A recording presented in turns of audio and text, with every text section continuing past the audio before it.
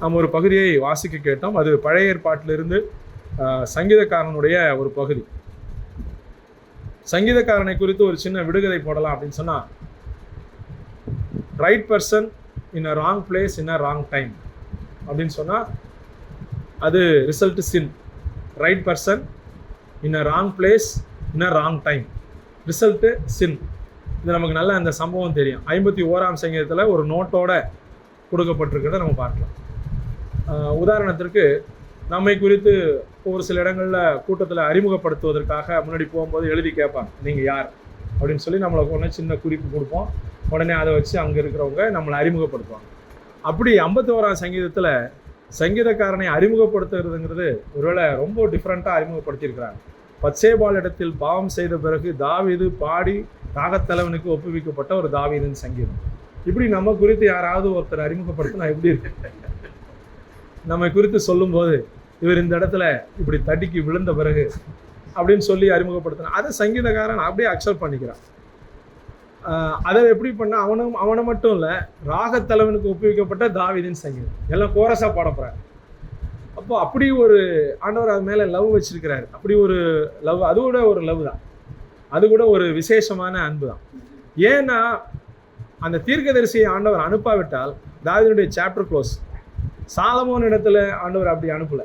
2 விஷயம் தரிசனமாகி நீ செய்கிறது தப்புன்னு சொன்னார், அதோட விட்டார். ஆனால் இவங்கிட்ட ஒரு ஸ்டோரி சொல்லி நீயே அந்த மனுஷன் அப்படின்னு சொன்னோன்னா அப்போ தான் அவனுக்கு புரியுது நான் தான் அந்த ஆளான்னு சொல்லி. அப்படி ஒரு சிலருக்கு ஒரு லவ் அதிகமாக இருந்துச்சுன்னா அவங்கள விடாமல், அவங்களே ஓடினாலும் நம்ம விடாமல் பிடிச்சி துரத்தி அவங்களுக்கு நம்ம என்ன செய்வோம்னா ஆலோசனை சொல்லிக்கிட்டே இருக்கும். அப்படி தான் நம்ம பிள்ளைகளுக்கு சொல்கிறோம். நீங்கள் எங்கள் ஸ்கூலில் ஒரு பையன் கேட்கலன்னா சரி அவன் அவ்வளோதான் சார், அவனை விட்டுருங்க சார் அப்படின்னு மற்றவங்க சொல்லுவாங்க. அதோட நம்ம ட்ராப் பண்ணுவோம். அதே மாதிரி நம்ம பிள்ளைகிட்ட சார் அவ்வளோதான் சார், அவனை விட்டுருங்க சார்னு விட்டுருவீங்களா? அவனை கடைசி வரைக்கும் நம்ம விடாமல் போட்டு வளைச்சி தேடி பிடிச்சி தூண்டில் போட்டு அதை இழுத்துருவோம். காரணம் என்னென்னா நம்ம பிளட்டுங்கிறதுனால. அந்த ரத்தத்தில் தாவீது என்ன செய்கிறான்னா, தாவீதுக்கு முன்னாடி இயேசு கிறிஸ்துவால் தாவீதின் குமாரன் என்று அழைக்கப்பட்டதுனால அப்படி ஒரு தாவீதின் மேலே அதிகமான ஒரு அக்கறை தேவனுக்கு இருந்ததுனால நம்ம இருக்கிறதுன்றதை நம்ம பார்க்கலாம். ஒரு டிஃப்ரெண்ட்டான எக்ஸ்பீரியன்ஸ் அந்த தாவீதினுடைய இடத்துல நம்ம வச்சு பார்க்கலாம். இப்போ ஒவ்வொரு இடத்துக்கும் வேதத்தில் இடங்களை குறித்து இப்படி தான் ஒரு கூட்டத்தில் உங்கள்கிட்ட எவ்வளோ நேரம் பேசலாம் அப்படின்னு சொல்லி கேட்கும்போது, நீங்கள் எவ்வளோ நேரம் பேசுங்க, நாங்கள் 1/2 hour தான் இருப்போம் அப்படின்னு சொல்லி சொன்னாங்க. அது மாதிரி டோர் க்ளோஸ்டு, அதனால் கண்டிப்பாக என்ன செய்ய முடியாது, தாண்டி போக முடியாது. ஸோ ஒரு அதிகபட்சம் ஒரு 35 நிமிடத்துக்குள்ளாக முடிக்க நான் விரும்புகிறேன். நீங்கள் கேட்டுக்கொண்டால் 34 நிமிடத்திலே நான் முடித்தேன். ஒவ்வொரு வேதத்தினுடைய இடையில பகுதிகளில் பார்த்தீங்கன்னா ஒவ்வொரு பிளேஸை குறித்து நிறைய இடங்கள்ல இருக்கும். பெத்தேல் இருக்கும், அப்புறம் ஏலிம் இருக்கும், இப்படி நிறைய ஏரியா இருக்கும். கடைசியாக கானான் தேசத்துக்கு போகும்போது நிறைய ஏரியா அந்த இடங்களை பார்க்கலாம். அப்படி ஒரு இடத்தை குறித்து தான் இன்றைக்கு நம்ம பார்க்க போகிறோம். தாவீதினுடைய வாழ்க்கையினுடைய ஒரு பகுதி. அப்போது தேவனுடைய ஸ்பிரிச்சுவலாக நம்ம ஆண்டவரை ஏற்றுக்கொண்டோம், மறுபடி பிறந்துட்டோம். இப்போ இனிமேல் நமக்கு எல்லாமே நடக்கிறது எல்லாமே ரோசஸ் தான், பாதை எல்லாமே அப்படின்னு இருக்காது. நிறைய சங்கடங்கள், நிறைய பிரச்சனைகள், நிறைய எல்லாமே அப்டக்கிள்ஸ் நிறைய இருக்கும். அப்படி தான் நம்ம வாழ்க்கை இருக்குது. ஏன் அப்படி இருக்குது அப்படின்னு சொல்லி நம்ம பார்க்க போகிறோம். தேவனை தேடுகிற ஒவ்வொருவருடைய வாழ்க்கையிலும் ஏதாவது ஒரு மூலையில் தனியாக நிற்கிற அனுபவம் இருக்கும். அப்படி தனியாக நிற்கிற அனுபவம், தனியானா உலக மனிதர்கள் இல்லாமல், தொடர்பு இல்லாமல், யாரெல்லாம் இருக்கிற மாதிரி இருப்பாங்க ஆனால் யாரும் இருக்க மாட்டாங்க அப்படிங்கிற மாதிரி ஒரு அனுபவம் எல்லாருக்கும் ரீச் ஆகும். அப்படி ஒரு சூழ்நிலையை தான் நம்ம இந்த இடத்துல பார்க்க போகிறோம். 1 சாமுவேல் 16ஆம் அதிகாரத்தினுடைய பிற்பகுதியில் கர்த்தர் சாமுவேலை நோக்கி, நீ உன் கொம்பை தைலத்தால் நிரப்பி கொண்டு வா, பெத்லெகேமியனாகி ஈசாயின் இடத்திற்கு உன்னை அனுப்புவேன், அவன் குமாரில் ஒருவனை நான் ராஜாவாக தெரிந்து கொண்டேன் என்றார். இப்போ இவன் யாருன்னா தைல கொம்பை கொண்டு வருகிறான். அவனுடைய சகோதர 8 பேர் இருக்காங்க. 8 பேரில் இவனை சூஸ் பண்ணி செலக்ட் பண்ணி நீதான் அப்படின்னு சொல்லி தைல கொம்பெல்லாம் ஊற்றி அவனுக்கு அபிஷேகம் பண்ணியாச்சு. சமீபத்தில் ஒரு ஆட்டோவில் நான் பார்த்தேன், ராணியை தேடாதே ராஜ்யத்தை தேடு அப்படின்னு எழுதியிருந்தது. அது ஒரு பையனுக்கு அவங்க சொல்கிறாங்க, முதல்ல வேலையை பாரு, வேலை என்ன கவர்மெண்ட் ஜாபோ ஏதோ ஒரு வேலையை தேடு, அப்புறமா நீ ராணியை தேடலாம். ராஜ்யத்தை தேடாதே ராணியை தேடு. ராணியை தேடிட்டா அப்புறம் ராஜ்யம் வருமா? அது மாதிரி இவனுக்கு தைல கொம்பு அபிஷேகம் பண்ணியாச்சு, but is not a king. தைல கொம்பு அபிஷேகம் பண்ண பிறகு தான் இவனுக்கு பிரச்சனையே வருது. அது வரைக்கும் ஜாலியாக ஆடு மேய்ச்சிட்டு பாட்டு பாடிக்கிட்டு மகிழ்ச்சியாக இருந்த அனுபவத்தை தாண்டி எப்போ ராஜாவாய் அவனுக்கு அபிஷேகம் பண்ணாங்களோ, ராஜாவும் கிடையாது, ஆனால் ராஜாவுக்குரிய அத்தனை பிரச்சனையும் அவனுக்கு இருக்கு. ராஜா இல்லை, அதாவது கிங்டம் இல்லை, அந்த எந்த விதமான டைனஸ்டி எதுவுமே கிடையாது. ஆனால் பிரச்சனை மட்டும் விடாமல் விரட்டுகிற ஒரு அனுபவத்தை பார்க்குறான். ஒரு ராஜா விரட்டிக்கிட்டே இருக்கான், சவுல் இவனை விரட்டி கொண்டே இருக்கிறான். அப்போ வாழ்க்கையினுடைய பகுதிகளில் நிறைய நேரங்களில் ஒரு சில ஆசீர்வாதத்தை ஆண்டவர் சொன்ன பிறகு அது கிடைக்காம பிரச்சனை மட்டும் அதற்குரியதெல்லாம் வந்துக்கிட்டே இருக்கும். ஆண்டவர் சொல்லிட்டாரு ஒரு ஆசீர்வாதம் கிடைக்க போகுது அப்படின்னா கூட அது ரீச் ஆகாமல் அதற்குரிய மற்ற பிரச்சனைகள் மட்டும் சைடு எஃபெக்ட் நிறைய நமக்கு வந்துக்கிட்டே இருக்க இதை பார்க்குறோம். அது மாதிரி தாவீதுடைய வாழ்க்கையிலும் தாவீது ராஜ்யம் இல்லாத ராஜாவாக இருக்கிறத நம்ம பார்ப்போம். அடுத்தது இன்னொரு அவனுடைய காரியத்தில் பார்த்தீங்கன்னா, அவன் ஒரு நாள் முடிவுக்கு வரான். என்ன முடிவுக்கு வருகிறான் அப்படின்னு சொன்னால், 1 சாமுவேல் 27ஆம் அதிகாரத்தில் 6ஆம் வசனத்தில் தாவீதுக்கு ஒரு நெருக்கடி வர ஆரம்பிச்சிருச்சு. ஒரு டிசிஷனுக்கு வருகிறான். 1 சாமுவேல் 27:1 பார்க்கலாம். பின்பு தாவீது 1 சாமுவேல் 27:1 பின்பு தாவீது, நான் எந்த நாளாகிலும் ஒரு நாள் சவுலின் கையினால் மடிந்து போவேன். இனி சவுல் இஸ்ரவேலின் எல்லைகளில் எங்கேயாவது என்னை கண்டுபிடிக்கலாம் என்கிற நம்பிக்கை அற்றுப்போகும்படிக்கு, நான் அவன் கைக்கு நீங்களாய் இருக்கும்படிக்கு நான் பெலிஸ்தியரின் தேசத்துக்கு போய் தப்பித்துக் கொள்வதை பார்க்கிலும் நலமான காரியம் வேறில்லை என்று தன் இருதயத்தில் யோசித்தார். எங்கே போய் பிழைக்கலாம், எங்கே போய் தப்பிக்கலாம், ரெஃப்யூஜ் எங்கே தேடுகிறான் அப்படின்னு சொன்னால், எந்த இடம் அவனுக்கு ஆகாதோ, எந்த இடம் தேவனுக்கு பிரியமில்லையோ அங்கே போய் ரெஃப்யூஜ் போகலாம் அப்படின்னு சொல்லி யோசிக்கிறான். பெலிஸ்டியனுக்கு போகிறான். பெலிஸ்டியனில் பார்த்தீங்கன்னா, அந்த very meaning of Philistine is to wear down, to roll or wallow in self pity. ஒரு சுய பரிதாபம் ஏற்படக்கூடிய, அதாவது செல்ஃப் பிட்டி ஏற்படக்கூடிய ஒரு பெயர் தான் இந்த பெலிஸ்தியர் அப்படிங்கிறதுக்கான பொருள். அப்போ பெலிஸ்தியர் அப்படின்னு போகும்போதே, நான் ஒன்றும் கிடையாது, நான் நத்திங், என்னால் முடியாது, பயந்துக்கிட்டு இருக்கேன், நான் ராஜா தான், பட் எனக்கு ஒன்றும் இல்லை, எனக்கு அவர் சும்மா அப்படின்ற மாதிரி ஒரு சுய பரிதாபத்திற்குள்ளே போய் சேர்றான். நேராக போய் பெலிஸ்துக்குள்ளே போய் அடைக்கலம் போகிறான். அங்கே யாருக்கிட்ட போகிறான் அப்படின்னு சொன்னால், 27ஆம் அதிகாரம் 6ஆம் வசனத்தில் 1 சாமுவேல் 27:6 அப்பொழுது ஆகீஸ்ங்கிற ராஜா இடத்துல போகிறான். அன்றைய தினம் சிக்லாக்கை தாவீதுக்கு கொடுத்தான். இப்போதான் சிக்லாக்கு தாவீதுக்குன்னு கிடைக்குது. தாவீதும் ஒரு 600 பேரும் சிக்லாக்கு போய் தஞ்சம் அடைகிறாங்க. யார்கிட்ட தஞ்சம் அடைகிறாங்கன்னா, இஸ்ரவேல் மக்களுக்கு எதிரான ராஜா. இவன் கோலியாத்தை அடித்தான். கோலியாத் ஒரு பெரிய பெலிஸ்தியன். அந்த கோலியாத்தை அடித்ததுனால தேவனுக்கு வைராக்கியமாய் நின்று, இந்த விருத்த சேதனம் இல்லாத இந்த மனுஷன் யாரு, என்னுடைய ஜீவனுள்ள தேவனை மேற்கொள்ள அப்படின்னு சொல்லி திட்டுவதற்கு அப்படின்னு சொல்லி 5 கூழாங்கற்களை எடுத்த பெலிஸ்தியனை காலி பண்ணதுனால பெலிஸ்தியருக்கு டோட்டலாக விரோதமான ஒரு மனுஷன் இவன். ஆனால் ரெஃப்யூஜ் எங்கே போகிறான்னா, பெலிஸ்தியர் இடத்துலையே போய் அடைக்கலம் போகிறான். ஒரு சில நேரத்தில் நம்முடைய வாழ்க்கையில் கூட இப்படி நமக்கு ஒரு சில சூழ்நிலைகள் வரும். எங்கே யாரை நம்ம பார்க்கக்கூடாதுன்னு நினைக்கிறோமோ அவங்ககிட்ட தான் நமக்கு ஒரு சொல்யூஷன் இருக்கும். ஆண்டவர் அப்படி வச்சிருப்பாரு. இவங்க மூஞ்சிலே முழிக்கூடாதுன்னு நீங்கள் நினச்சி திட்டமிட்டிருப்பீங்க. ஆனால் அவங்ககிட்ட தான் ஒரு அட்ரஸ் கேட்குற மாதிரி இருக்கும். இதெல்லாம் ஆண்டவர் என்ன செய்கிறாருன்னா, நேர்த்தியாய் வைக்கிறார். இதுக்குன்னு வைக்கிறார். நீ ஒன்றும் கிடையாது, நான் தான் அப்படிங்கிற மாதிரி ஒரு சில காரியங்களை ஆண்டவருடைய இதில் வைக்கிறார். இவன் அங்கே போயிருக்க வேண்டியதில்லை, இவனா டிசிஷன் எடுக்கிறான். ஒரு நாள் சவுல் கண்டிப்பாக என்னை தேடி தேடி தேடி கண்டுபிடிச்சிடுவான். கண்டுபிடிக்காமல் இருக்கணும்னா அங்கே போனால் தான் கண்டுபிடி. ஏன்னா அவங்க தேட மாட்டான்ல, எங்கே போய் பதுங்கக்கூடாதோ அங்கே போய் பதுங்கிடுறான். ஏன்னா இவனுக்குடைய நம்பிக்கை அப்படி இருக்குது. ஒரு நாள் கண்டிப்பாக சவுல் என்ன பிடிச்சிடுவான். அவனுக்கு தேடி தேடி எங்கடா காணவே காணோம், தாவீது இல்லை, ஹீ இஸ் நோ மோர் அப்படின்னு அவன் நினைக்கணும். அப்போ நான் போய் அங்கே பதுங்கிக்கலாம், சவுல் காலம் முடிஞ்ச பிறகு ரிட்டர்ன் ஆகிக்கலாம், அப்படி ஒரு வேளை யோசிச்சிருக்கலாம். இப்போ இவன் அங்கே போய் என்ன செய்கிறான்னா, ரொம்ப சின்சியராக இருக்கான். தாவீது எப்பொழுதுமே ஒரு காரிய சித்தி உள்ளவன். எங்கே போனாலும் மேற்கொண்டுட்டு வருவான், எங்கே போனாலும் அடிச்சுட்டு வரக்கூடிய பவரான ஒரு மனுஷன். அவன் என்ன செய்கிறான்னா, அந்த ஆகீஸுக்கு ரொம்ப சின்சியராக இருக்கிறான். ஆகீஸும் இவனை முழுவதுமாக நம்புகிறான். நம்பி இவனுக்குன்னு ஒரு நகரத்தை கொடுத்து, ஒரு ஜிக்லாக்ங்கிற ஏரியாவை கொடுத்து, அங்கே இவன் தங்கிக்கலாம், அந்த 600 மனிதர்களோடு அங்கே இருக்கலாம் அப்படின்னு சொல்கிறான். இப்போ எங்கெல்லாம் ராஜா சண்டைக்கு போகிறாரோ, ஆகீஸ் சண்டைக்கு போகிறாரோ, இந்த 600 பேர் படை தாவீதினுடைய தளபதியாய் போய் ஜெயிச்சு சிக்லா அவனுக்கு கொடுத்துட்டு வருவாங்க, ஆகீஸுக்கு கொடுத்துட்டு வருவாங்க. இப்படி ஆகீஸுக்கு ஒரு நம்பத்தகுந்த ஒரு வீரனாக அவன் இருக்கிறத பார்ப்போம். அடுத்தது பார்த்தீங்கன்னா, ஒரு நாள் பார்த்தீங்கன்னா அந்த இடத்துல என்ன நடக்குதுன்னா, 1 சாமுவேல் 27:6 பார்த்தீங்கன்னா, தாவீது பெலிஸ்திய தேசத்திற்கு ஆகீஸ் மன்னனுக்கு மிகவும் நம்பிக்கைக்கு பாத்திரமாக இருக்கிறான். இவங்க என்ன செய்வாங்க, ஒவ்வொரு நாளும் பெலிஸ்து பட்டணத்துக்கு போய் போய் வருவாங்க, திரும்ப திரும்ப அடிச்சுட்டு அவங்களுக்கு எல்லாருக்கும் வெற்றியை பரிசாக கொடுக்குற ஒரு சூழ்நிலைக்கு வருவாங்க. இப்போது ஒரு நாள் என்ன செய்கிறாங்கன்னா, அவங்களுடைய ஆக்ஷன், அவங்களுடைய திட்டத்தில் ஒரு நாள் என்ன செய்கிறாங்கன்னா, ஆகீஸு பெலிஸ்தியர்ல இருந்து இஸ்ரவேல் மேலே படையெடுக்கிறதுக்கு திட்டமிடுறான். இப்போ அவங்களுடைய சண்டை போயிட்டு இருக்கும்போது அவங்க ரெகுலரான அவங்களுடைய ரைவல் யாருன்னா இஸ்ரேல் தான். அப்போ இஸ்ரேலோட சண்டை போடுறதுக்கு அவங்க பிளான் பண்ணிட்டாங்க. தாவீது இஸ்ரேலை சேர்ந்தவன், அவனுடைய நேட்டிவ் இஸ்ரேல். இப்போ இவனை கூட்டிகிட்டு போனால் இவன் அங்கே நமக்கு அப்படியே அங்கே ஆப்போசிட்டாக மாறிடுவான்னு அவங்களாம் ஆகீஸுக்கு சொல்கிறாங்க. உண்மையான விஷயம் தானே. தாவீது வந்து இஸ்ரேலை சேர்ந்தவன், அவனையே நீங்கள் படைத்தலைவனாக கூட்டிகிட்டு போய் இஸ்ரேலை ஜெயிச்சா எப்படி இருக்கும்? ஒருவேளை தாவீது என்ன யோசிச்சிருக்கலாம், சரி இது ஒரு நல்ல வாய்ப்பு, இவங்களோட சேர்ந்து நேராக போய் சவுலை காலி பண்ணிட்டு அந்த ஏரியாவை நம்ம கேப்சர் பண்ணிடலாம், அப்படி கூட தாவீது நினைத்திருக்கலாம். ரொம்ப சந்தோஷமாய் மகிழ்ச்சியாக போகிறான். 1 சாமுவேல் 29ஆம் அதிகாரம் 5ஆம் வசனத்தில் அவங்கெல்லாம் ஆகீஸ்கிட்ட ரிப்போர்ட் பண்ணுறாங்க, இவனையா கூட்டிகிட்டு போகிறீங்க, இவன் வேண்டாம், இவனை ரிஜெக்ட் பண்ணுங்க. சவுல் கொன்றது 1000, தாவீது கொன்றது 10000 என்று இந்த தாவீதை குறித்த அளவோ ஆடிப்பாடி சொன்னார்கள் என்றார். அதனால் அவனை ரிஜெக்ட் பண்ணுங்க, அவன் வேண்டாம், நம்ம மட்டும் போவோம் அப்படின்னு சொல்லி சொல்கிறார். இப்போ தாவீதுக்கு எப்படி இருக்கும் யோசிச்சு பாருங்க. சொந்த நாட்டில் இடம் இல்லை, ஆனால் ராஜா. சொந்த நாட்டில் ஒரு ராஜா, ஆனால் அங்கே இடம் இல்லை, பயந்து ஓடியாந்துட்டார். தங்குறதுக்கு ஒரு இடம் இருக்குது, இங்கே வந்துட்டான். இங்கேயும் அவனுக்கு சரியான ரெகக்னேஷன் இருந்த இடத்துலையும் வேண்டாம் நீ போ அப்படின்னு சொல்கிறான்.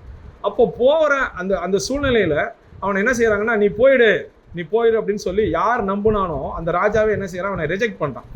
1 சாமுவேல் 29ஆம் அதிகாரம் 10ஆம் வசனத்தில், இப்பொழுதும் நீ நாளை அதிகாலை உன்னோடே வந்த ஆண்டவனுடைய வேலைக்காரரை கூட்டிக் கொண்டு விடியற் காலத்திலே வெளிச்சமாகிற போது புறப்பட்டு போ என்றான்.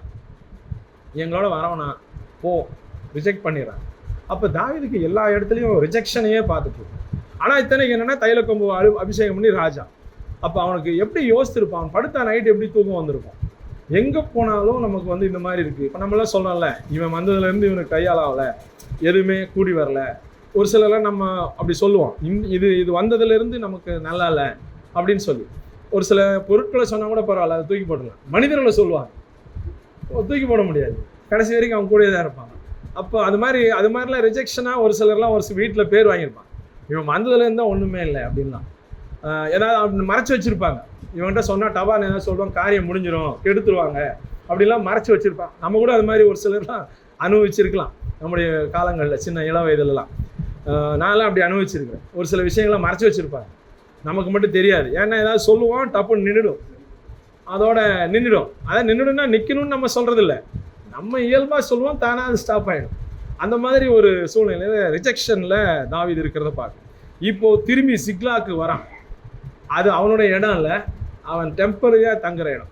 இப்போ இந்த சிக்லாக்கு வரும்போது அங்கே நடக்கிறதா இப்போ நம்ம வேத பகுதியில் வாசிச்சோம். திரும்பி வரும்போது அங்கே என்ன நடக்குதுன்னா, தாவீதும் அவன் மனுஷரும் சிக்லாக்கு வந்து பார்த்தபோது நகரம் கொள்ளையிடப்பட்டது.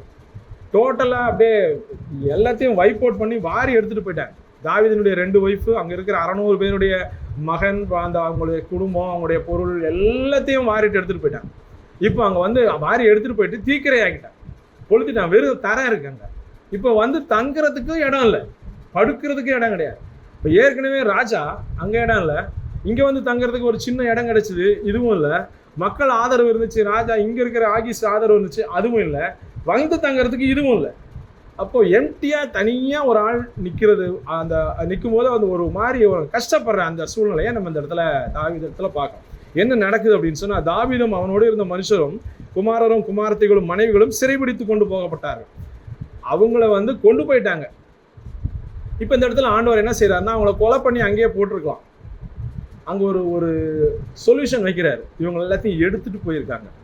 செத்துருந்தாங்கன்னா அவங்க அங்கேயே இருப்பாங்க, தாவீது அழுதுருப்பான், அதோட முடிஞ்சிருக்கும். இவங்களை கொண்டு போயிட்டாங்க, சிறைப்பிடித்து கொண்டு போயிட்டாங்க. இப்போ கொண்டு போனதுனால இவங்க என்ன செய்கிறாங்கன்னா, சுற்றி இருக்கவங்களாம் பார்க்குறாங்க. பார்த்துட்டு இவனோட இருக்கிறதுனால தானே நமக்கு இந்த பிரச்சனை, இவன் கூட தாவீதோடு இருக்கிறதுனால தானே நமக்கு அந்த ப்ராப்ளம்னு சொல்லி யாரெல்லாம் கூட இருந்தாங்களோ அவங்க அந்த இடத்துல பார்த்தீங்கன்னா, தாவீது 2 மனைவிகளும் சிறைப்பிடித்து கொண்டு போகப்பட்டார்கள். 30ஆம் வசனம் பார்த்தீங்கன்னா, 34 பார்த்தீங்கன்னா, அப்பொழுது தாவீதும் அவனோடு இருந்த ஜனங்களும் அழுகிறதற்கு தங்களில் பலனில்லாமல் போக மட்டும் சத்தமிட்டு அழுதார். எப்படி அழுதுருப்பாங்க யோசிச்சு பார்த்தா, கற்பனை பண்ணி பார்த்தா அது பொட்டலாக இருக்குது.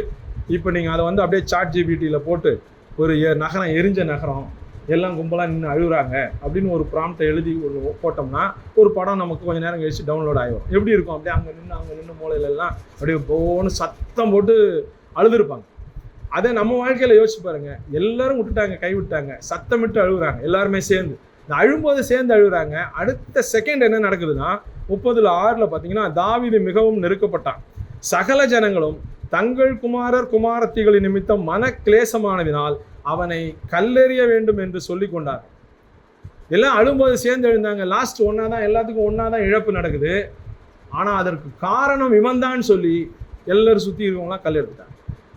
அவனை, அதாவது தாவீதை வந்து அவ்வளோ ஷார்ப்பாக எல்லாருமே நெருக்கிறாங்க. இப்போ தாவீதினுடைய நிலையை யோசிச்சு பாருங்க. அவன் செலக்ட் ஆகும்போதே அப்பாவால் மறக்கப்பட்டவன். சாமுவேல் கேட்குறாரு, இன்னும் வேற யாராவது இருக்கிறாங்களான்னு. ஒவ்வொருத்தராக தாண்டி போயிடுவாங்க. சாமுவேல் கேட்பார், அவ்வளோதானா அப்படின்னு. இல்லை இன்னும் ஒரு ஆள் அங்கே இருக்கிறான்னா அதுக்கு பிறகு ஞாபகம் வந்து கூப்பிட்டு வந்த ஆள் இவனுக்கு. அது மாதிரி அப்பாவாலேயே மறக்கப்பட்ட ஆள். அங்கே போனால் நான் அண்ணன் வந்து ரிஜெக்ட் பண்ணுறான். நீ என்ன எங்கே ஆட்டை விட்டுட்டு வந்த, நீ அதிக பிரசங்கியாக இருக்கிற, எங்களுக்கெல்லாம் தெரியாது, நாங்களாம் மிலிட்ரியில் இருக்கிறவங்க, நீ இன்னும் அடிக்க வந்துட்ட அப்படின்னு சொல்லி அவனை ரிஜெக்ட் பண்ணுறாங்க. இப்படி டோட்டலாக லைஃப் பூரா ரிஜெக்ட் பண்ணிட்டு பாட்ட வந்தவனுக்கு இங்கே பார்த்தீங்கன்னா சுற்றி இருந்த 600 பேரும் கல்லெடுத்து அடிக்கிறதுக்கு அவனுக்கு வந்து அப்படி ஒரு சூழல் தனியாக நிற்கிறான். அப்போ தனியாக நிற்கும் போது, பிரச்சனைகளோட ரிஜெக்ஷனோட ஆதரவு இல்லாமல் நிற்கும் போது தாவீது என்ன செய்கிறான்றதை நம்ம இன்றைக்கு பார்க்குறோம். But David strengthen himself in the Lord his God. அவனுடைய தேவனுக்கு முன்பாக தன்னை திடப்படுத்தி கொண்டான். தாவீது தன் தேவனுக்குள்ளாக தன்னை திடப்படுத்தி கொண்டான். இப்போ இந்த இடத்துல திடப்படுத்துறதுக்கு யாரும் இல்லை. தாவீதுக்கு திடப்படுத்துறதுக்கு யாரும் இல்லை. மனைவி 2 மனைவி ஒருவேளை திடப்படுத்திருக்கலாம், அவங்களும் இல்லை. நண்பர்கள் இருந்திருக்கலாம், அவங்களும் இல்லை. யாருமே இல்லை. தனியாக நிற்கும்போது இந்த இடத்துல பார்த்தீங்கன்னா தாவீது தன் தேவனாய கர்த்தருக்குள்ளே தன்னை திடப்படுத்தி கொண்டான். திடப்படுத்தி கொண்டான் அப்படின்னு சிம்பிளாக ஒரு வார்த்தை சொல்லப்பட்டிருக்கு. நம்முடைய வாழ்க்கையில் யோசிச்சு பாருங்க, அப்படி நம்ம திடப்படுத்தி கொள்ள முடியுதான்னு சொல்லி. நிறைய நேரங்களில் நம்ம எல்லாம் இருக்கும், ஒரு சில காரியங்கள்லாம் இருக்கும், ஆனால் நிறைய ரிஜெக்ஷன் நம்ம பார்த்துருப்போம். ரிஜெக்ஷன்னா இந்த மாதிரி ஒரு ஸ்டைலில் இல்லாமல் இருக்கலாம், வேறு ஸ்டைலில் இருக்கும். நம்முடைய வாழ்க்கை பகுதியில் வேறு ஸ்டைலில் இருக்கும். நம்ம சொல்கிறத அங்கீகரிக்க மாட்டாங்க. அது வந்து இதெல்லாம் இந்த காலத்துக்கு ஒத்து வராதுன்னுவாங்க. இல்லை நம்ம குடும்ப வழக்கம் இது கிடையாதுன்னு சொல்லுவாங்க. இப்படி ஏதாவது ஒரு காரியத்தில் நம்மளை ரிஜெக்ட் பண்ணுறதுக்கான வாய்ப்பும் இருக்குது. அந்த மாதிரி சூழ்நிலையில் தாவீது கர்த்தருக்குள்ளாய் தன்னை திடப்படுத்தி கொண்டான் அப்படின்னு சொல்லி பார்ப்போம். இப்போ இந்த இடத்துல தாவீதுடைய காரியத்தை இப்படி நான் எழுதினேன். தன் இஸ்ரவேல் நாட்டில் உயிருக்கு உத்தரவாதம் இல்லாத சூழல், எதிரி நாட்டில் தஞ்சம் புகுந்தாலும் புறக்கணிக்கப்பட்ட நிலை, எல்லாவற்றையும் எல்லா உறவுகளும் இழந்து பரிதவிக்கும் நிலையில் அவனுக்கு தன்னோடு உண்டு உறங்கி தன்னோடு உறவினர்களாக இருந்த தன் மக்களே தன்னை கொல்ல அல்லது தன்னை நிந்திக்க ஏற்பட்ட ஒரு சூழ்நிலை, நிலையற்ற சூழல், எங்கும் தடைகள், ஆதரவற்ற சூழல். இதுதான் தாவீதினுடைய கண்டிஷனாக இருக்குது. அன்ரெகனைஸ்டு ஸ்டேட்டு, ஸ்டம்பிளிங் பிளாக்ஸ், எல்லாத்துலேயும் மனது ஒரு மாதிரி டிப்ரெஸ்ட் ஆகிடும். இந்த நேரத்தில் எவ்வளோ மோட்டிவேஷன் டாக்ஸ், எவ்வளோ காரியங்களை நீங்கள் என்ன கேட்டாலும் நமக்கு வந்து அது வந்து செல்லாது. அது நமக்கு அது உத்வேகத்தை கொடுக்காது. அப்போது சரியான பாயிண்ட் என்ன பண்ணான் அப்படிங்கிறத சுருக்கமாக நம்ம பார்க்கலாம். டேவிட் வாஸ் அலோன், தனியாய் நிற்கிறான். தனியாய் நிற்கும்போது சும்மா தனியாக நம்ம இப்போ உதாரணத்துக்கு இந்த இடத்துல நம்ம வீடு தேடி வரேன், நாங்கள் நிற்கிறேன், தனியாக நிற்கிறேன்னா அப்படி இல்லை. அந்த தனியாக நிற்கிறது இல்லை, சுற்றி பிரச்சனை. அடுத்து நம்ம ஸ்டெப்பு எங்கே வச்சாலும் யாரும் அது மாதிரி இருக்கலையா. நிறைய நேரத்தில் நம்ம அதை அனுபவிப்போம். ஒரு சில நேரத்தில் வெளியில் போக முடியாமல் வீட்டுக்குள்ளேயே இருக்கும். நானும் என்னுடைய வாலிப நாட்களில் யோசிச்சிருக்கிறேன். அது மாதிரி வெளியில் போனால் வேலை கிடைக்காத சூழ்நிலையில் வெளியில் போனால் தம்பி என்ன செய்கிறீங்கன்னு கேட்பான். சும்மா இருக்கிறேன்னு சொல்லுவேன். ஏன் சும்மா இருக்கிறீங்க, 4 இது ட்ரை பண்ணலாம்ல அப்படின்னு அவங்க உடனே மோட்டிவேட் பண்ணி நம்மளை பேசுவாங்க, ஏதாவது சொல்லுவாங்க. அவ்வளோ எரிச்சலாக இருக்கும், கஷ்டமாக இருக்கும். கடைசியாக போகும்போது நல்ல ஜோமனுங்க அப்படி சொல்லிட்டு போவாங்க. இதெல்லாம் நமக்கு கேட்கும்போது எப்படி இருக்குன்னா ரொம்ப கஷ்டமாக இருக்கும். அவங்க நல்லது தான் சொல்கிறாங்க, அவங்க சொல்கிறது நல்லது. ஆனால் நமக்கு எப்படி இருக்கும்னா, அதனால் சாயந்தரம் எல்லாம் இருட்டின பிறகு இந்த மாதிரி நேரத்துக்கு மட்டும் சைக்கிள் எடுத்துக்கிட்டு அப்படியே ஒரு ரவுண்டு போயிட்டு வரும். யாரும் கேட்க மாட்டாங்க, நம்மளை யாருக்கும் தெரியாது. பகலில் போனோம்னா நீ என்ன செய்கிறீங்கன்னு கேட்பாங்க. நீங்கள் அங்கே நாளைக்கு அங்கே பாருங்கள், இங்கே ஏதோ ஒரு ஆலோசனை சொல்லுவாங்க. இப்படி சொல்லும்போது நமக்கு ரொம்ப கஷ்டமாக இருக்கும். அதனால் தன்னைத்தானே தேவனுக்குள்ளாய் திடப்படுத்தி கொள்கிற ஒரு அனுபவமும், அதை தொடர்ந்து தாவீது ஒரு ஆக்ஷன் பிளான் ஒன்று பண்ணுறான். இந்த ஆக்ஷன் பிளான் பார்த்தீங்கன்னா தாவீதுடைய வாழ்க்கையில் ரொம்பவே யூஸ்ஃபுல்லான ஒரு காரியமாக இருக்கிறத பார்க்கும். இந்த இடத்துல தாவீது செய்யாத ஒன்று என்னென்னா, செய்கிற ஒன்று செய்யாத ஒன்று, அந்த காரியத்தை நம்ம பார்க்க போகிறோம். டோன்ட் ஆஸ்க் ஒய், இதுதான் அந்த இடத்துல நம்ம கற்றுக்கொள்கிற பாடம். தாவீது என்ன செய்கிறான்னா, ஆண்டவர் இடத்துல ஏன் இதெல்லாம் நடந்தது அப்படின்னு அவன் கேட்கல, ஒய்ன்னு கேட்கல. ஆனால் இன்னொரு கேள்வி கேட்குறான், வாட் நெக்ஸ்ட் அப்படின்னு கேட்குறான். இந்த சூழ்நிலையில் திடப்படுத்தி கொள்ள வேண்டிய முக்கியமான ஒரு இடத்துல நம்ம இருக்கும்போது நடந்ததெல்லாம் ஏன் அப்படின்னு நம்ம கேட்கக்கூடாதுன்னா அதில் சொல்யூஷன் இல்லை. அப்படி கேட்டால் அவர் ஒரு ஏதாவது விளக்கம் கொடுக்குறாருன்னு வச்சுங்க, நமக்கு அது சாட்டிஸ்ஃபை ஆகாது. அதனால் நம்ம அமைதியாக இருந்து வாட் நெக்ஸ்ட் அப்படின்னு தான் கேட்கணும். இந்த இடத்துல அவன் கேட்குற ஆக்ஷன் பிளான் ஒன்று பார்க்குறோம், என்ன பண்ணுறான் அப்படின்னு சொல்லி பார்க்கலாம். 1 சாமுவேல் 30ஆம் அதிகாரம் 7ஆம் வசனத்தில் தாவீது அமலேக்கின் குமாரனாகி அபியத்தார் என்னும் ஆசாரியனை நோக்கி, ஏபோத்தை என்னிடத்துல கொண்டு வா என்றான். அபியத்தார் ஏபோத்தை தாவீதினிடத்துல கொண்டு வந்தான். ஏபோத் அப்படின்னா என்னங்கிறத ஒரே ஒரு வசனத்தில் நம்ம சுருக்குமா அப்படிங்கிறதுனால என்ன அப்படிங்கிறத மட்டும் பார்க்கலாம். 1 சாமுவேல் 2ஆம் அதிகாரம் 18ஆம் வசனத்தில் சணல் நூல் ஏபோத்தை தரித்து கொண்டு சாமுவேல் கர்த்தருக்கு பணிவிடை செய்தான். ஏபோத்துங்கிறது ஒரு ஆடை, ஒரு சணல் நூல் ஆடை. அந்த ஆடையை எப்பெல்லாம் தேவ பிரசன்னத்துக்கு போகிறாங்களோ அப்பெல்லாம் வந்து அதை அணிந்து கொள்வாங்க. அதை போட்டுக்கிட்டு தேவனுடைய பிரசன்னத்துக்கு போவாங்க. இப்போ நமக்கு என்ன ஆண்டவர்கிட்ட போகிறதுக்கான தகுதி என்னன்னு சொன்னால், நமக்கு ரட்சிப்பின் ஆடை தான் ஃபஸ்ட்டு தகுதி. அப்போ தாவீது முதல்ல செய்கிற காரியங்கள் என்னென்ன அப்படின்னு சொல்லி நம்ம பார்க்க போகிறோம். ஒன்றுனா நம்ம சுருக்கமாக பார்க்கலாம். தாவீது ஃபஸ்ட்டு என்ன செய்கிறான்னா, ஆண்டவருடைய பிரசன்னத்திற்கு போவதற்கு தன்னை ஆயத்தப்படுத்தி கொள்கிறான். தேவ பிரசன்னத்தை தேடி போனோம். இப்போ நம்ம பாடின ஒரு பாட்டை, வாரும் தூய ஆவியானவர் பிரசன்னத்தை வாஞ்சிக்கிறோம். இந்த ஆண்டவருடைய பிரசன்னம்ங்கிறது இருக்குல்ல, அந்த இடம் இருக்குல்ல, ஒரு அரவணைப்பு. ஒரு சின்ன குழந்தை தூங்கும்போது அதற்கு அம்மாவுடைய சேலை ஒன்று பிடிச்சிக்கிட்டு தூங்கினா ரொம்ப தைரியமாக இருக்கும். அம்மா என்ன செய்வாங்கன்னா, அந்த சேலையை கையில் கொடுத்துட்டு அவங்க போய் சமைச்சிக்கிட்டு இருப்பாங்க. இந்த சேலை மட்டும் இருக்கும், இதை பிடிச்சிக்கிட்டு இதுதான் அம்மா அப்படின்னு சொல்லி அதுவாக கற்பனையில் அப்படியே அந்த சேலை இப்படி மேலே இது பண்ணி உருட்டிக்கிட்டு இருக்கும். காரணம் என்னென்னா, அந்த சேலையினுடைய இது என்ன செய்யுது, அணைப்பு மாதிரி ஒரு பிரசன்னத்தை கொடுக்குது, ஒரு உணர்வை கொடுக்குது. தேவனுடைய பிரசன்னம் அப்படின்னா வார்த்தையில் இருக்க ஆண்டவருடைய பிரசன்னம் அது என்ன செய்யுதுன்னா, நமக்கு அவர்கிட்ட இருக்கிற மாதிரி நமக்கு ஒரு உணர்வை கொடுக்கும். அவர் நம்ம கூட இருக்கிற மாதிரி ஒரு ஃபீலிங்கை கொடுக்கும், தைரியத்தை கொடுக்கும். அதனால தான் ஆண்டவருடைய வார்த்தை ஜீவன் உள்ளது அப்படின்னு சொல்கிறோம். அது ஜீவன் உள்ளதுன்னா வெறும் பேப்பர் தானே. நம்ம இந்த வெறும் பேப்பரையாக நம்ம கஷ்டப்பட்டு ஒரு இயக்கமாக மாறி நேரத்தெல்லாம் கொடுத்து செலவு பண்ணி பிரிண்ட் அடித்து கொண்டு போய் கொடுத்துக்கிட்டு இருக்கோம். அதுக்கு லைஃப் இருக்குது, அதுக்கு ஒரு வேர்டு இருக்குது, அதுக்கு ஒரு அதுக்கு ஒரு ஜீவன் இருக்குது. அதை நட்டா விளையும், அது வந்து உயிர் உள்ளது, அது பேசும். அப்படி நம்பி தானே நம்ம அந்த காரியத்தை செய்கிறோம். அப்போ நாமும் கூட அந்த இடத்துல தேவனுடைய பிரசன்னத்துக்கு போகிறதுக்கான முக்கியமான ஒரு காரியத்தை நம்ம செய்யலாம். ரெண்டாவது இன்னொரு காரியத்தை பார்க்கிறோம். 1 சாமுவேல் 30ஆம் அதிகாரம் 8ஆம் வசனத்தில் தாவீது கர்த்தரை நோக்கி, நான் அந்த தண்டை பின்தொடர வேண்டுமா, நான் அதை பிடிப்பேனா என்று கேட்டான். அதற்கு அவர், அதை பின்தொடர், அதை நீ பிடித்து சகலத்தையும் திருப்பிக் கொள்வாய் என்றார். இந்த இடத்துல யாராவது ஆண்டர்கிட்ட போய் நான் போய் அதை தேடட்டுமா அப்படின்னு கேட்போம். இப்போ நான் வண்டி வாசலில் நிறுத்திருக்கோம், சிஸ்டர் வந்து உள்ளே விட்டுருங்க அப்படின்னு சொன்னாங்க. நான் உள்ளே விட்டாச்சு. இப்போ வாசலில் விட்டுருக்கேன், காணா போச்சுன்னு வச்சுங்க, ஒருத்தர் எடுத்துகிட்டு விட்டார். நான் போய் இதை தேட வேண்டுமா ஆண்டவரே அப்படின்னு நான் கேட்பேனா?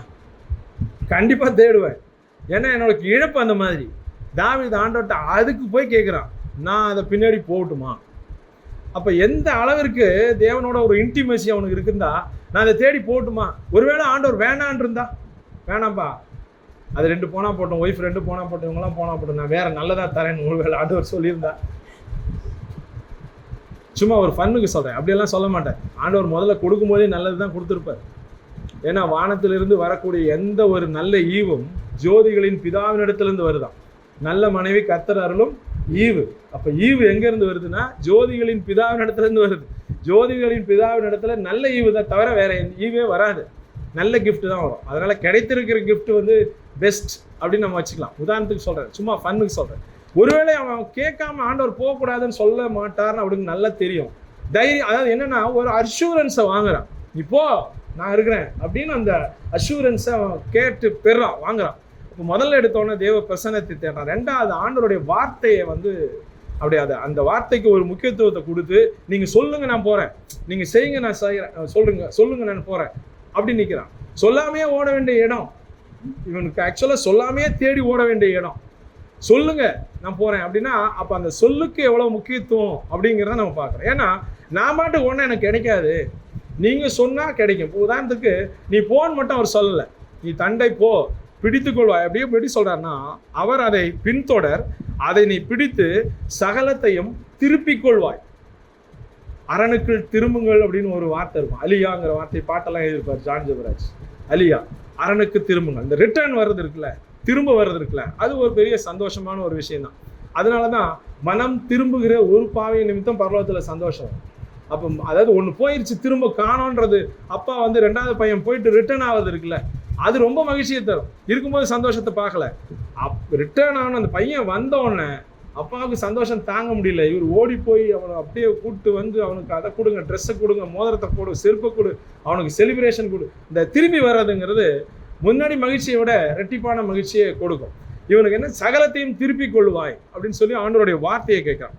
அப்போ ஒரு சில நேரங்களில் நமக்கு பதட்டம், பயம், சோர்வு, இழப்பு, நிச்சயமற்ற சூழல் இதெல்லாம் இருக்கும்போது மிக அவசியமான தேவை எதுன்னா மனுஷ வார்த்தை அல்ல, தேவனுடைய வார்த்தை, தேவனுடைய நம்பிக்கையான வார்த்தை, தேவனுடைய அஷூரன்ஸ், தேவனுடைய என்ன சொல்லலாம்னா உறுதியான ஒரு வார்த்தை. நீ போ, நீ செய்வ, நீ இதை பிடிச்சுக்குவ, தைரியமா இரு அப்படிங்கிற அந்த வார்த்தை மனுஷர்கிட்ட இருந்து வர்றதை விட ஒருவேளை மனுஷர் மூலமாய் வரலாம்.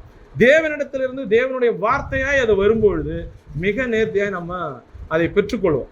இப்போ உண்மையிலேயே நான் பகிர்ந்து கொள்ள வேண்டியது, ஆண்டவரை ஒரு சில நேரத்தில் நம்ம இந்த சூழ்நிலையில் இப்படி இருக்கும்போது ஆக்ஷன் பிளான்ல தாவீது செய்கிற முதல் காரியம் தேவ பிரசன்னத்தை தேடணும். ரெண்டாவது காரியம் தேவனுடைய வார்த்தைக்காய் காத்திருந்து அதை தேடுறான். மூணாவது ஒரு காரியத்தை பாருங்க, David never minds adverse situation. எதிரான சூழ்நிலையை பொருட்படுத்தலை. அங்கே எதிரான சூழ்நிலை இருக்கு, ஆனால் அதை அவன் பொருட்படுத்தலை. 1 சாமுவேல் 30 10 2 வசனத்தை வாசிக்கலாம். அப்பொழுது தாவீதும் அவனோடு இருந்த 600 பேரும் போனார்கள். அவர்கள் பேசோர் ஆற்றண்டைக்கு வந்தபோது அங்கே சிலர் நின்று போனார்கள். தாவீதோ 400 பேரோடு கூட தொடர்ந்து போனான். 200 பேர் விடாய்த்து போனபடியால் பேசேர் ஆற்றை கடக்க மாட்டாமல் நின்று போனார்கள். முதல்ல போகும்போது அங்கே 600 பேர் போகிறாங்க, அங்கே டக்குன்னு பாதி பேர் ஆஃப், 400 பேர் கலந்து. தாவீதோ 400 பேரோடு கூட 200 ஆஃப். திரும்ப போகும்போது அங்கே ஒரு 200. இப்போ இந்த மாதிரி எதிரான சூழ்நிலை, ஏற்கனவே இருந்தவங்கெல்லாம் கல்லெடுத்தவங்க, சரி ஓகே அவங்கள தான் கூட்டிகிட்டு போய் தேடணும், வாப்பா உன்னுடைய மனைவி தான் நான் காணும், வா தேடலாம் அப்படின்னு ஒருவேளை கன்வின்ஸ் பண்ணியிருக்கலாம், அவனை கூட்டிகிட்டு போயிருப்பாங்க. எல்லாம் போகும்போது 200 பேர் அவுட்டு, அடுத்தது இன்னொரு 200 பேர் அவுட்டு. இப்படியே போச்சுன்னா என்ன திருப்பிக்குள்ள நீங்கள் நம்ம இருக்கிற ஆளையே திருப்பிக்க முடியல, எங்கே போய் அதெல்லாம் திருப்புறது அப்படின்னு சொல்லி தாவீது என்ன செய்யலை, சோர்ந்து போகலை. அப்போ இது போன்ற ஆக்ஷன் பிளான் தேவனிடத்திலிருந்து நம்ம புறப்பட்டு போகும்போது நிறைய அட்வர்ஸ் சிச்சுவேஷன் நடக்கும், இருக்கிற பலன் போகும். அப்போ தான் நமக்கு ஒரு சில லாஸ் வரும், அப்போ தான் ஒரு சில நண்பர்கள் விட்டு போவாங்க, அப்போ தான் ஒரு சில எதிரான சூழ்நிலைகள் இன்னும் கொஞ்சம் வரும். அப்போ அந்த சூழ்நிலையை ஆண்டவர் சொல்லிட்டார்ல, திருப்பிக் கொள்வாய்னா டெஃபினட்டாக திருப்பிக்குவோம் அப்படின்னு சொல்லி தாவீது ஒன்றும் இதெல்லாம் மைண்ட் பண்ணலை, போய்கிட்டே இருக்கா. அப்போ மூணாவது தாவீது செய்கிற ஆக்ஷன் பிளானில் மூணாவது என்னென்னா, தாவீது நெவர் மைண்ட் அட்வர்ஸ் சிச்சுவேஷன். அடுத்தது இன்னொரு காரியத்தை அந்த இடத்துல பார்க்குறோம். 1 சாமுவேல் 30 11 வசனத்தை நம்ம பார்க்கலாம். ஒரு எகிப்தியனை வெளியில் அவர்கள் கண்டு அவனை தாவீதினிடத்தில் கொண்டு வந்து புசிக்க அவனுக்கு அப்பமும் குடிக்க தண்ணீரும் கொடுத்து அத்திப்பழ அடையின் ஒரு துண்டை வற்றலான 2 திராட்சைப்பழ குலைகளையும் அவனுக்கு கொடுத்தார்கள். அதை அவன் சாப்பிட்ட பின்பு அவனுக்கு உயிர் திரும்ப அவனுக்குள் வந்தது. அவன் ராப்பகல் 3 நாள் அப்பம் சாப்பிடாமலும் தண்ணீர் குடியாமலும் இருந்தான். ஏன் அங்கே போகிற வழியில் ஒருத்தன் ரொம்ப பரிதாபமான சூழ்நிலையில் கிடக்கிறான், ரொம்ப இவங்களோட அவன் ரொம்ப சாவ பழைக்க கிடக்கிறான். அப்போ தாவீது என்ன செய்கிறான்னா, அவனுடைய அந்த சூழ்நிலையில் சாதாரண தன்னுடைய இயல்பை அவன் இழக்கலை. அந்த சூழ்நிலையிலும் David consider even small things, சின்ன ஒரு காரியம் அந்த இடத்துல அவனுக்கு தெரியுது, இவமாட்டி தாண்டி வேகமாக தேடி போகலாம். இப்போ நாம கூட ஒரு சில நேரத்தில் ரொம்ப கஷ்டத்தில் போய் ரொம்ப துயரமான ஒரு சில மூட் அவுட்டு, ரொம்ப வீட்டில் பிரச்சனை வச்சு ஏதோ ஒரு சூழ்நிலையில் மூட் அவுட்டாக இருக்கும், ஒரு சிக்னலில் கார் நிற்கிது, தட்டி ஒருத்தர் டப் டப் தட்டி இப்படி கையை நீட்டினாங்கன்னு வச்சுங்க, நமக்கு படுகவும் வரும். ஏன்னா நம்மளே பயங்கர இதில் இருக்கிறோம், இப்படி தட்டினா அப்படின்னு சொல்லுவோம், இல்லைன்னா திரும்ப அப்படியே கண்ண மூடி ஏதாவது ஒன்று அவங்கள ரிஜெக்ட் பண்ணுவோம். ஆனால் தாவீது அப்படி செய்யலை. சாப்பிடாமல் இருக்கிறவன், உயிர் பழைக்க கிடக்கிறவன், அந்த நேரத்தில் தாவீது என்ன செய்கிறான், இவனுக்கு இருக்கிற அந்த கொஞ்சம் மெட்டீரியல் அவனுக்கு கொடுத்து அவனிடத்துல கேட்குறான். தாவீது அவனை நோக்கி, நீ யாருடையவன், நீ எவ்விடத்தான் என்று கேட்டதற்கு அவன், நான் ஒரு அமலேக்கியனுடைய வேலைக்காரனாகி எகிப்து தேசத்து பிள்ளையாண்டான். 3 நாளைக்கு முன் வியாதிப்பட்ட போது என் எஜமான் என்னை கைவிட்டான். யார் இந்த அமலேக்கியர்னா, மேலே தாவீதும் அவன் மனுஷரும் 3 நாள் சிக்கலாகும். பார்த்தீங்கன்னா அங்கே அமலேக்கியர் தென்புறத்து சீமையின் மேலும் சிக்லாகின் மேலும் விழுந்து இந்த குரூப் வந்து அடித்து கொள்ளையிட்டு போனாங்கல்ல, அதில் ஒரு மனுஷன் இவன் வழியில் நோய்வாய்ப்பட்டான், சிக்காயிட்டான்னு சொல்லி இவனை விட்டுட்டு போயிட்டாங்க. அப்போ ஒரு ரிஜெக்டான ஆளுக்கு இன்னொரு ரிஜெக்டான ஆள் என்ன செய்கிறாருன்னா அங்கே கூட இருக்கிறார், உதவி செய்கிறது. தாவீது அந்த சூழ்நிலையில் தன்னுடைய கனியை விடலை, அந்த சூழ்நிலையில் தன்னுடைய அந்த ஆவிக்குரிய கனியை ஒன்றாக்கிய அந்த சூழ்நிலையை அவன் இழக்காமல் அவனுக்கு கொடுக்குறான். அவனுக்கு கொடுத்து அவன் என்ன செய்கிறான்னா உயிர் பிழைக்க வைக்கிறான். பிழைக்க வச்சோன்னா அவன் என்ன செய்கிறான்னா, அந்த தண்டு எந்த பக்கம் போகுது, அந்த மிலிட்ரி அந்த இராணுவம் எந்த பக்கம் போச்சுன்னு வழியை காட்டி கொண்டு போய் அங்கே சேர்க்குறான். அப்போ தாவீது ஒரு சின்ன ஒரு காரியத்தை தாண்டி போயிருந்தான்னா இவனுடைய உதவி கிடைச்சிருக்காரு, இன்னும் கொஞ்சம் தூரம் தேடிட்டு இருந்திருப்பாங்க, இன்னும் கொஞ்சம் தூரம் எங்கேயாவது அலைஞ்சிட்டு இருப்பாங்க. அந்த சூழ்நிலையிலும் தாவீது தன்னுடைய இயல்பான ஒரு காரியத்தை அவன் விடலை. அவன் என்ன செய்கிறான்னா உதவி செய்கிறான். அவனுக்கு இவன் மூலமாக ஹெல்ப் கிடைக்கும்னு நினச்சி உதவி செய்யலை, உதவி செஞ்ச நல்லா பார்க்குறோம். அந்த இடத்துல அவனுக்கு எல்லாத்தையும் கொடுத்துருக்கு. அவனுக்கு உயிர் வந்த பிறகு தான் நீ யார், நீ எந்த இடத்தான் அப்படின்னு அவன் கேட்குறான். அதற்கு முன்னாடி அவனை அந்த நீ யார், நான் அந்த அப்பனா இவனுக்கு எதாவது கொடுங்க, ஹெல்ப் பண்ணுங்க அப்படின்னு செய்யலை. அவனுக்கு ஏற்கனவே அவன் ஹெல்ப் பண்ணிட்டான். பண்ண பிறகு நீ யாருன்ன பிறகு அவன் சொல்கிறான், இந்த மாதிரி நான் அமலேக்கியர் தேசத்தான், நான் ஒரு எகிப்தியன், நான் என்னை சிக்காயிட்டதுனால விட்டுட்டு போயிட்டாங்க, வாங்க நான் காட்டுறேன் அப்படின்னு சொல்லி அந்த இடத்துல அவன் சொல்கிறான். நாங்கள் படையெடுத்து சிக்லா 14ஆம் வசனத்தில் பிற்பகுதியில் பார்த்தீங்கன்னா, காலேபுடைய தென்புறத்தின் மேல் படையெடுத்து போய் சிக்லாக்கை அக்னினால் சுட்டெரித்து போட்டோம் என்றான். ஓ, நீ தான் அந்த ஆளா, அந்த குரூப்பில் நீ ஒரு ஆளான்னு சொல்லி இவனை தூக்குடா அப்படின்னு சொல்லாமல், இவனை தூக்குனா இவன் கொண்டே அங்கே காட்ட முடியாது. அப்போ இவனை கூட்டிகிட்டு போய் தாவீது என்ன செய்கிறான்னா, நேராக அங்கே போய் ஸ்பாட்டில் இறங்குறத பார்க்கும். 4th ஆக்ஷன் பிளானில் பார்த்தீங்கன்னா, consider even a small things அப்படின்னு சொல்லி பார்க்கும். அடுத்தது பார்த்தீங்கன்னா, தாவீதினுடைய ஹார்ட் ஒர்க். ஒரு சில நேரத்தில் இந்த மாதிரி சூழ்நிலையில் நம்ம என்ன செய்வோம்னா, ஹார்ட் ஒர்க்கிங்கை விட்டுருவோம். ஒரு சில ரிஜெக்ஷனான சூழ்நிலை, இன்டர்வியூ மேலே இன்டர்வியூ போயிட்டுருக்கு, ஒரு சிலது கிடைக்கல, அது கிடைக்கல, இது செய்யலைன்னா சரி விடு அப்படின்னு சொல்லி படுத்துருவோம். ஆண்டவர் கொடுக்கும்போது கொடுக்கட்டும் அப்படின்னு சொல்லி நம்ம என்ன செய்வோம்னா, நம்முடைய பிரயாசையை விட்டுருவோம். தாவீது அந்த பிரயாசையை விடாமல் என்ன செய்யறான்னா போய்கிட்டே இருக்கான். 15ஆம் வசனத்தில் பார்த்தீங்கன்னா, தாவீது அவனை நோக்கி, நீ என்னை தண்டினத்திற்கு கொண்டு போவாயா என்று கேட்டதற்கு அவன், நீர் என்னை கொன்று போடுவதில்லை என்று என் எஜமான் கையில் ஒப்பு கொடுப்பதில்லை என்று தேவன் மேல் ஆணையிடுவீர். ஆனால் அவனுக்கு பாருங்க 2 ஆப்ஷன்ஸ் வைக்கிறான். ஒன்று, நீ என்னை கொல்லக்கூடாது, ஒன்று அவங்க கையிலையும் கொடுக்கக்கூடாது. அவன் புத்திசாலியாகிறான். சிக்கானால் கூட அவனுக்கு அவ்வளோ ஞானம் தெரியுது. நீயும் கொள்ளாத, ஏன்னா அமலேக்கு இவன் சுட்டரிச்ச குரூப்பில் ஒருத்தன், இங்கேருந்து கொண்டு அவன்கிட்ட விட்டானா நீ ஆள் காட்டி கொண்டு வந்து கூட்டிகிட்டு வந்துட்டேன் அப்படின்னு அவன் தூக்கிடுவான். அப்போ 2 செய்யலைன்னா நான் இங்கேருந்து உன்னை காட்டுறேன். அப்போ தாவீது நீட்டாக கொண்டு போய் அந்த இடத்துல அவனை கொண்டு போய் விடுறான். அந்த மனிதன் அவனை கொண்டு, எகிப்தியன் அவனை போய் அந்த இடத்துல விட்ட பிறகு அந்த இடத்துல பார்த்தீங்கன்னா 16ஆம் வசனத்தில், இவன் அவனை கொண்டு போய் விட்டபோது இதோ அவர்கள் வெளியெங்கும் பறவை புசித்து கொடுத்து தங்கள் பெலிஸ்தியர் தேசத்திலும் யூதா தேசத்திலும் கொள்ளையிட்டு வந்த மகா பெரிதான அந்த எல்லா கொள்ளைக்காகவும் ஆடிப்பாடி கொண்டிருந்தார்கள். ஒரு பெரிய செலிப்ரேஷன் நடக்குது. நாட் ஒன்லி சிக்லாக், அவங்க எங்கெங்கெல்லாம் கொள்ளையடிச்சாங்களோ எல்லாத்தையும் மொத்தமாக கூச்சி வச்சு சந்தோஷமாக பாடிக்கிட்டு ஜாலியாக அவங்க என்ஜாய் பண்ணிகிட்டு இருக்காங்க. தாவீது போய், சரிப்பா என்னுடைய 2 மனைவி விட்டுரு, நாங்கள் இந்த 600 பேர் இருக்கிறோம், அவங்கள மட்டும் விட்டுரு அப்படின்னு சொல்லலை. தாவீது என்ன செய்யறதுன்னா பட்டயத்தை எடுக்கிறான். எடுத்து அந்த இடத்துல பார்க்கிறோம், அவர்களை 17ஆம் வசனத்தில், அவர்களை தாவீது அன்று சாயங்காலம் தொடங்கி மறுநாள் சாயங்காலம் மட்டும் முறியடித்தான். அப்போ 24 hours அடிக்கிறான். ஒரு கத்தியை உருவி 24 மணி நேரம் ஒருத்தன் அடிக்கிறான்னா அவனுடைய பவர் எப்படி இருக்கும் பாருங்க. என்ன ஜீலில் இருப்பான். இழந்ததை பெற்றுக்கொள்வாய்ன்னு ஆண்டவர் சொல்லும்போது, சரி அவர் கொடுத்துருவாருன்னு ஓரமாக படுத்து தூங்காம இவனுடைய எஃபர்ட் எவ்வளவோ அவ்வளோ எஃபர்ட்டையும் போடுறான். மொத்தமாக 24 மணி நேரம், இன்று சாயங்காலம் தொடங்கி மறுநாள் சாயங்காலம் வரைக்கும் அடிக்கிறான்னா அவ்வளவு ஆற்றல் மிக. ஏன்னா பவர் கம்மி, இவன்கிட்ட போன ஆள் கொஞ்சம் பேர் தான், 200 பேரோட தான் அவன் அங்கே போயிருக்கிறான். இவனுடைய ஆற்றல் முழுவதும் இவன் இறங்கி அடிக்கலைன்னா அவங்களும் யுத்தம் பண்ண மாட்டாங்க. அவங்க நிறைய பேர் இருக்கிறாங்க, நிறைய கொள்ளையடிச்சு எல்லாத்தையும் வச்சிருக்கிறாங்க. அப்போ மொத்தமாக ஆண்டவர் என்ன செய்யறாருன்னா, இவனுக்கு கொடுத்தது மட்டும், இவன் இழந்தது மட்டும் இல்லாமல் மற்றது எல்லாத்தையும் சேர்த்து ஆண்டவர் என்ன செய்யறாருன்னா இவனுக்கு தருகிறார். அப்போ ஒரு சில சூழ்நிலையில ஆசீர்வாதம் என்பது நாம் இழந்தது மட்டுமல்ல, ஆண்டவர் கொடுக்க நினைப்பதையும் சேர்த்து கொடுப்பார். எப்பனா தாவீது தேவனுக்குள்ளாய் தன்னை திடப்படுத்தி கொண்டிருக்கும் போது, அங்க முறுமுறுத்திருந்தான்னா, அங்க எதிராய் பேசியிருந்தான்னா இந்த சக்சஸ் வந்திருக்கார். அந்த இடத்துல நம்ம பார்க்கிறோம் டேவிட்ஸ் ஹார்ட் ஒர்க்கிங் அப்படின்னு சொல்லி. அடுத்தது பார்த்தீங்கன்னா 19ஆம் வசனத்துல ஆண்டவர் சொன்ன வார்த்தை அப்படியே நிறைவேற்றுகிறத பார்க்கிறோம். அவர்கள் கொள்ளையாடி கொண்டு போன எல்லாவற்றிலும், சிறியதிலும் பெரியதிலும் குமாரரிலும் குமாரத்திகளிலும் ஒன்றும் குறைவிடாமல் எல்லாவற்றையும் தாவீது திருப்பி கொண்டான். இந்த இடத்துல எல்லாவற்றையும் தாவீது திருப்பி கொண்டான். இவன் கொண்டு போனதும் இல்லாமல் அவங்க கொள்ளையிட்டது எல்லாத்தையும் திருப்பிக்கிட்டு ரொம்ப ஹெவியா ரொம்ப ரொம்ப ரொம்ப ஹாப்பியா சந்தோஷமாய் நமக்கு ஆண்டவர் நிறைய கொடுத்துட்டாரு அப்படின்னு சொல்லி அனுபவிக்காம கடைசி ஆக்ஷன் பிளான் ரொம்ப நல்ல ஒரு காரியத்தை நம்ம பார்க்கிறோம். அந்த இடத்துல பார்த்தீங்கன்னா ஷேர் த விக்டரி. தாவீது என்ன செய்யறான்னா, அப்பொழுது தாவீது 22ஆம் வசனத்துல, அப்பொழுது தாவீது நடந்து வந்த மனுஷரில் பொல்லாதவர்களும் பேலியால் மக்களுமான எல்லாரும் அவர்கள் எங்களோட வராதபடியினால் திருப்பி கொண்ட கொள்ளையில் உடைமைகளில் அவர்களுக்கு ஒன்றும் கொடுப்பதில்லை.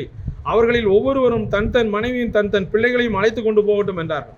ஒய்ஃபையும் பிள்ளைகளையும் மட்டும் கொடுத்துருங்க, இந்த கொள்ளையாடின பொருள் எல்லாம் அவங்களுக்கு கொடுக்காதீங்க, ஏன்னா அங்கேயே தங்கிட்டாங்க, அவங்கெல்லாம் வராதவங்களுக்கு கொடுக்காதீங்க அப்படின்னு சொல்லி மக்கள் சொல்றாங்க. ஆனால் தாவீது என்ன செய்யறான்னா அப்படி கிடையாது, எல்லாருக்கும் கொடுக்குறான். அப்போது ஒரு சில நேரங்களில் ஆசீர்வாதம் நம்ம இழந்த போது நமக்கு நிறைய பேர் ரிஜெக்ட் பண்ணியிருப்பாங்க. அந்த கல்லெடுத்தவங்கள இவங்களும் தான். தாவீது எல்லா தன்னுடைய சுற்றி இருந்தவங்களாம் கல்லெடுத்த குரூப்பு. இவங்களுக்கு மட்டும் கொடுன்னு தாவீது சொல்லியிருக்க முடியும். தாவீது அந்த இடத்துல தன்னுடைய அந்த காரியத்தை அவன் நேர்த்தியாய் சரியாய் செய்கிறான்.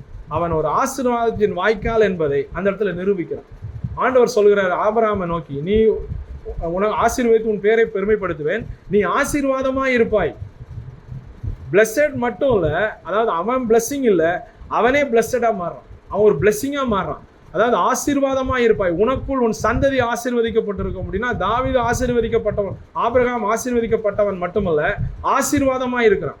நாம் அநேக நேரங்களில் ஆசீர்வதிக்கப்பட்ட இந்த ரெண்டு எல்லாத்தையும் திருப்பிக்கிட்டான்னா தாவீது ஆசீர்வதிக்கப்பட்டவனா இருப்பான். ஆனால் தாவீது ஆசீர்வாதமாக இருக்கிறான். எல்லாவற்றையும் கொண்டு போய் எல்லாருக்கும் கொடுக்குறான், ஷேர் பண்ணி லிஸ்ட் எடுத்து இன்னன்னார் வந்தாங்க இன்னன்னார் அப்படியே மொத்தமும் கொடுக்குறத பார்ப்போம். அப்போ தாவீதினுடைய அந்த இடத்துல வெற்றியை என்ன செய்யறான்னா பகிர்ந்து கொள்கிறான். 1 சாமுவேல் 30ஆம் அதிகாரத்தில் 26 - 31 வசனங்களில் பார்த்தீங்கன்னா எல்லாருக்கும் தாவீது என்ன செய்யறான்னா அதை பகிர்ந்து கொடுத்து கொண்டே போறான். David not only blessed, he become the channel of blessing. ஒரு ஆசீர்வாதத்தினுடைய வாய்க்காலாய் இவன் வழியா அந்த ஆசீர்வாதம் போகிற மாதிரி ஆண்டவர் என்ன செய்யறாருன்னா மாற்றிக்கொள்வார். ஆண்டவர் சொல்றார், நீ ஆசீர்வாதம், ஆண்டவர் நீ சொல்றார் சகலத்தையும் திருப்பிக் கொள்வாயின். சகலத்தையும் திருப்பிக் கொண்டு தாவீது சுயநலமாய் வைத்திருப்பதற்காக திருப்பிக் கொள்ளல, எல்லாவற்றையும் தன்னை சேர்ந்த இவ்வளவு நாள் தன் கூட இருந்த எல்லாருக்கும் அதை கொடுக்கறத பார்க்கும். இந்த இடத்துல நம்ம கற்றுக்கொள்ளுகிற காரியம் என்னன்னா, சூழ்நிலை நிச்சயமாய் நமக்கு அப்படி ஒன்று வரும். திடப்படுத்தி கொள்ளுகிற அனுபவம் வேணும்னா திடீர்னு நம்ம போய் கர்த்தருக்குள்ளாய் தன்னை திடப்படுத்தி கொள்ள முடியாது. அப்போ தாவீதுக்கு ஒவ்வொரு நாளும் காலைதோறும் ஒரு கிருபைகள் புதிதுங்கிறது தாவீது அனுபவிச்சுட்டே வந்ததுனால தான், தேவனோட கூட ஒரு நல்ல நெருக்கம் இருந்ததுனால தான் டக்குன்னு கடவுளோட கூட ஒரு உறவான முடிகிறத நம்ம பார்ப்போம். அப்போ ஒரு சில நேரங்களில் நம்ம இந்த ஒய் அப்படின்னு சொல்லி, ஏன் இதெல்லாம் எனக்கு மட்டும், ஏன் இதெல்லாம் அப்படின்னு சொல்லி தாவீது கேட்டிருப்பான். எனக்கு மட்டும் ஏன் இதெல்லாம் அப்படின்னு தாவீது கேட்டிருப்பான். பின்னாடி இப்போ கேட்டிருப்பான் தாவீது, எனக்கு மட்டும் ஏன் இதெல்லாம்னு. எல்லாம் வந்த பிறகு எல்லாம் அந்த ரெண்டுமே கேள்வி ஒன்று தான், ஆனால் பிளஸ்ஸிங் வேற. ஏன் எனக்கு மட்டும் இதெல்லாம் அப்படின்னு துன்பத்தை குறித்து கேட்டிருப்பான். ஏன் எனக்கு மட்டும் இதெல்லாம், இவ்வளோ பிளஸிங் எனக்கு இவ்வளோ தான் கொடுத்துருக்குறேன், நான் இழந்தது கொஞ்சம் தான், எனக்கு இவ்வளோ வந்திருக்கேன் அப்படின்னு கேட்டிருக்கும் போது ஒருவேளை ஆண்டவர் எப்படி பதில் சொல்லியிருப்பார், நீ என் இருதயத்திற்கு ஏற்றவன் அப்படின்னு ஆண்டவர் அவனுக்கு ரெஸ்பாண்ட் பண்ணியிருக்கலாம். நமக்கு கூட ஆண்டவர் அப்படி அதே மாதிரி தான் இந்த ஆக்ஷன் பிளானை ஆண்டவர் கற்றுத்தருகிறார். பிரச்சனைகள் வரும், சூழ்நிலை எதிராக இருக்கும், நோயினால் வரலாம், எதனால வேணாலும் வரலாம், ஏதாவது ஒரு சூழ்நிலையில் நம்ம தனித்து விடப்பட முடியும். அப்படி இருக்கும்போது நாம் சோர்ந்து போகாமல் கர்த்தருக்குள்ளாய் திடப்படுத்தி கொள்கிற அனுபவத்தை தாவீதிலிருந்து நம்ம கற்றுக்கொள்வோம். திடப்படுத்தி கொள்கிறது மட்டுமல்ல, ஒரு நல்ல ஆக்ஷன் பிளானை தாவீதை பார்க்குறோம். உடனே மனுஷரை தூஷிக்காமல், அவங்கள அந்த இடத்துல எந்த எண்ணமே ரெக்கார்ட் பண்ணல. அவங்க தாவீதை கல்லெறிய சொன்னாங்க, தாவீதும் பதிலுக்கு அவனை திட்டினா அப்படின்லாம் ஒன்றுமே நம்ம அங்கே பார்க்க முடியல. தேவனிடத்துலையும் புலம்பலை, இவங்க சுற்றி பண்ணாங்க. தாவீது அப்படி புலம்புகிற மனுஷன் தான். எனக்கு எதிராக இருக்கிறவங்க, அவன் சாதாரணமாக ஆண்டவர்கிட்ட பேசும்போதே இப்படி சொல்லுவான். ரொம்ப ஆச்சரியமான ஒரு விஷயம். இந்த உலகத்தில் யாருமே நல்லவங்களா இல்லாதனால என்ன தண்டிச்சிடாதீங்க அப்படின்னு சொல்கிற ஆள் தாவீது. ஒருவரும் நீதிமான இல்லாதனால என்ன தண்டிச்சிடாதீங்க. அந்த மாதிரி தேவனிடத்தில் ரொம்ப நெருக்கமான ஆள். கண்டிப்பாக சொல்லியிருக்கலாம் அவன், ஆண்டவரே அவங்கள ஏதாவது பண்ணுங்க அப்படின்னு சொல்லி. அதை எதுவுமே சொல்லலை, ஒயின்னு கேட்கவே இல்லை. வாட் நெக்ஸ்ட்னு கேட்டான். ஆண்டவர் சொன்னார் வாட் நெக்ஸ்ட்னு அழகாக ஆக்ஷன் பிளான் கொடுத்தோன்னே ஃபஸ்ட்டு தேவனுடைய பிரசன்னத்தை தேடணும், ரெண்டாவது தேவனுடைய வார்த்தையை தேடுறோம், மூணாவது அட்வர்ஸ் சிச்சுவேஷன் எல்லாத்தையும் மைண்ட் பண்ணலாம். அட்வர்ஸ் சிச்சுவேஷன்லாம் அப்படி தான் இருக்கும்னு தாண்டி போகிறான். சின்னதான ஒரு சில காரியங்களையும் தன்னை இழந்து தன்னுடைய சூழ்நிலைக்காக அதெல்லாம் அவன் செய்யாமல் இல்லை, அந்த உதவிகளை அவன் செய்கிறத பார்க்குறோம், ஹார்ட் ஒர்க் பண்ணுறதை பார்க்குறோம், சேனல் ஆஃப் பிளஸ்ஸிங்காக மாறுறதை பார்க்குறோம். இது அப்படியே நம்முடைய வாழ்க்கையிலையும் ஏதாவது ஒரு சூழ்நிலை இப்படி நமக்கு அமையலாம். அப்படி ஒரு சூழ்நிலை வரும்போது இந்த சிக்லாக் அப்படிங்கிற அந்த அதுனா சிக்லாக்ங்கிறதற்கான மீனிங் என்னென்னா hard press of the Lord, நெருக்கம். தேவன் ஒரு சூழ்நிலைகளை நம்ம நெருக்கத்திற்குள்ளாய் கொண்டு போகிறதா சிக்லாக் அப்படிங்கிற அந்த அந்த அந்த வார்த்தை, அந்த ஊருடைய வார்த்தைக்கு பொருள் நெருக்கம், ஹார்ட் ப்ரெஸ். பவுல் சொல்லலாம், எப்பக்கத்திலும் நெருக்கினாலும் நெருக்கப்பட்டும் நாங்கள் ஒடுங்கி போகிறதில்லை அப்படின்னு சொல்லி.